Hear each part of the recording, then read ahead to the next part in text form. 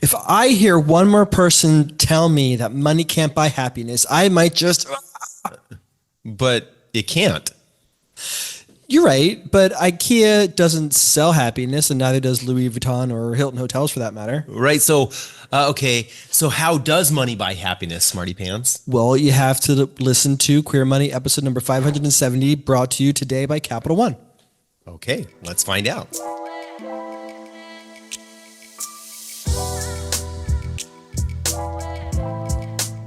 Okay, of course, we know that money doesn't buy happiness, but it does buy you one thing that is very critical to happiness, and that is freedom. And that's what today's episode is all about. We're going to talk about the 5 freedoms. There used to be 4, you might remember, for those of you who pay attention. But now David can elaborate, but we've recently added a 5th one that we want you to pay particular close attention to. Yeah, I think that we have, as you mentioned, we have talked about, but we've never done a specific episode on this. The 4 freedoms that four freedoms that you can get with money, and it was in part the election results that triggered me to really think deeply about this, and as the fact that there is actually a 5th freedom that money can buy, and it's really one that I think is really, really important to us as queer folks, because it really reflects a lot around who we are. So hang on to that one until the end. We'll kick it off with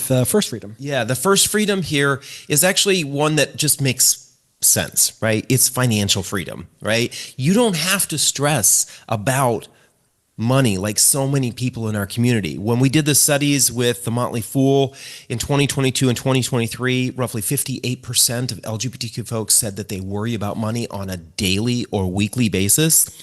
The more money you have, the more freedom you have, the more you are not in that state of stressing about how you're going to pay your bills, how you're going to cover this expense, or what happens if there's an emergency, or your plans for the future. All of that starts to drift away the more money you have, right? I think to a certain degree, then maybe some of those freedoms start to disappear. But the nice thing is that stress starts to go away, especially the future stress, right? Stressing about, am I going to have enough money in retirement, or I'm going to have enough money for the things that I need in the future, especially if you focus on building a retirement nest egg. All of those kinds of things, that those financial stresses can start to drift away. Exactly. And financial freedom is super critical in giving you the autonomy to focus on other things. If 58 to 60% of us are dealing with financial anxiety to some degree on a weekly or a monthly basis or daily basis, we have less energy and time and resources, capacity, whatever, to focus on other things that are critical for our community to thrive. It's almost like the conspiracy theorist in me thinks the more that we can make LGBTQ plus people struggle financially, the less autonomy, the less energy, the less power that they have to stand up for us, taking away all their rights. Okay, the second freedom here is location freedom, or as we also like to call it, geo-liberation. The idea that we can live and work from anywhere in the world. So this kind of freedom would negate the need for so many of you to email and ask, where can I live that's affordable and LGBTQ plus friendly? Because you can pretty much live wherever you want. So you just have to look for where it's LGBTQ plus friendly, regardless of expense. But unfortunately, many of us don't have that option. You can choose to live in a place that aligns with your values. And this is pretty much how David and I were able to live in Spain for 3 months and take breaks, or siestas, as they call them, according to our own schedule and our own interests, and not necessarily per the dictation of a boss or employer.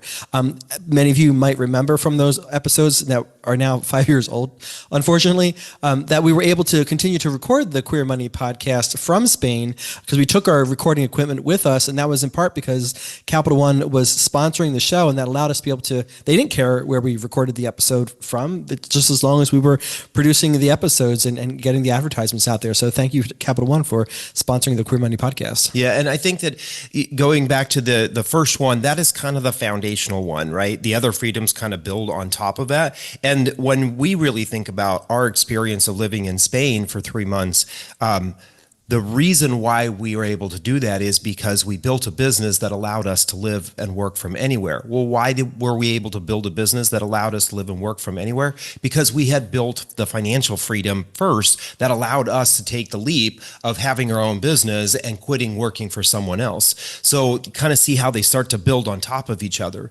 The third freedom is time freedom. You get to choose what you do with your time rather than a boss telling you, no, you can't take time off to go to your kid's baseball game, or you can't take time off to go visit a family member who may be ill. The nice thing is that you buy back your time with the more money or financial freedom you have. You don't have to work multiple jobs like so many people feel like they're pressured into doing today, or working overtime because you need that extra money. You own your time versus someone else, especially a boss, owning that your time. And John and I know this firsthand because there are many times when we were able to basically put work aside and say that we are going to go spend time. We had a friend who was dealing with cancer back in 2019, and we decided to leave work behind and go spend 2 weeks with her because she needed people in her life at that time, and we were able to do that, as well as we were able to take a 1 month long honeymoon in 2018 because we had bought that time freedom with the money that we had. Exactly. Fourth freedom is relationship freedom. You have the time and money to love on the folks you want to love on, whether that be platonic or if it's sexy time, you know. Are you loving on me? Always. And you're able to just spend time with friends and family according to your own needs or interests or their needs. You kind of have that autonomy that financial freedom gives you to just spend time with the people that matter most to you, rather than the people in the cubicle next to you who smell and you don't actually like. And we hear these stories, right, of parents who aren't spending time with their kids because they feel like they need to earn money or they have to earn money. Like we hear about these single moms who are working 2 or 3 jobs. If they had a stable financial source of income, they could spend more time with their kids. That's exactly what this means when we have that freedom of being able to spend time with the people that are most important to us. The fifth thing here is the one that we've recently added, and that is the you freedom. The freedom for you to be whoever it is you are. You have the money to live your life the way you want, to look the way you want, without having a boss, a neighbor, a family member get their panties in a wad because they're concerned that you don't fit in, or they want to impose upon you the way that they think you should look to fit into wherever it is that they are at. You get to focus on being you, truly who you are, without worrying about how it's going to impact your job or your personal safety.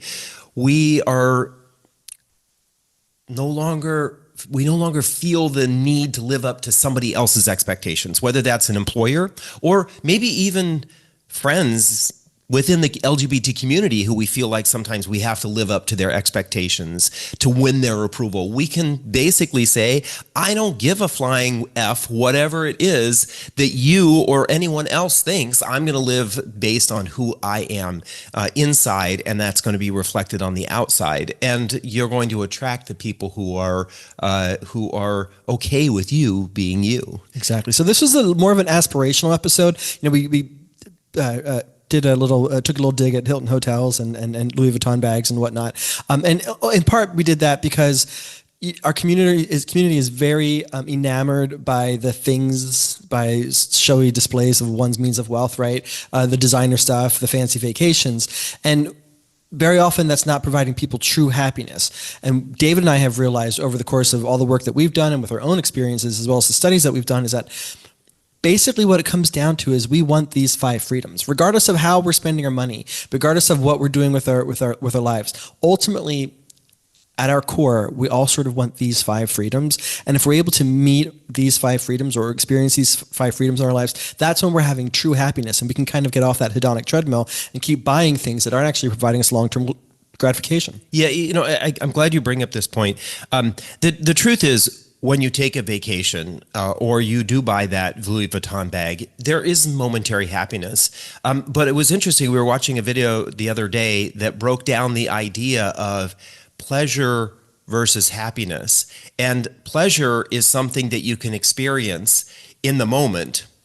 And that's the dopamine rush you get when you make that purchase of whatever it is. Exactly. That pleasure does not last, right? You think of the I'm just going to throw this out there, the addict, right? The addict is actually experiencing, a drug addict is experiencing pleasure in the moment when they're taking the drug.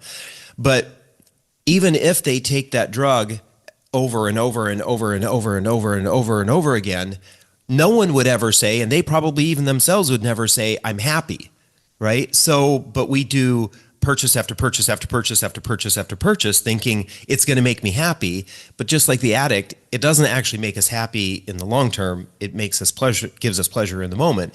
And that's why I think and very often unhappiness in the long term if you lean too much into it. Right. And that's why it's so important to look beyond the purchase as to what really does make you happy in the long term.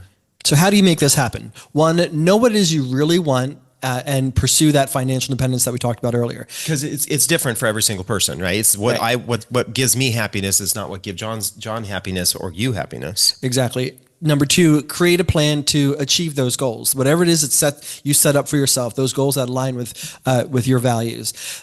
Three, find a community of other people who think similarly. They don't necessarily have to have the same goals, but they are in pursuit of long-term happiness, and they can support you in your individual goals. And then four, create a work plan, a plan that actually works for you to actually execute on that.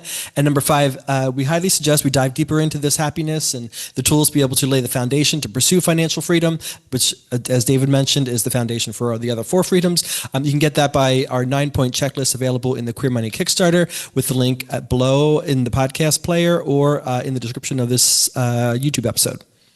With that, we'll be right back. Capital One Auto Navigator does more than just auto financing. We're here to help you find a car you love, too. Shop millions of cars from thousands of dealers nationwide. Research your favorite makes and models. Explore dealers near you and more. All on Auto Navigator. Thank you for joining us for another episode. So today, your Queer Money takeaway is right here. You don't need to go to the newsletter to get it. Take some time to think about what each of these these freedoms, not financial freedoms, each of these freedoms would mean for you. And maybe even write it down. Then pick one of them and make it your North Star for working towards financial independence. Then join us this Thursday for the second to last episode of the year. I can hardly believe it. When we do a simple breakdown of Medicare and retirement. Until next time, stay fabulous.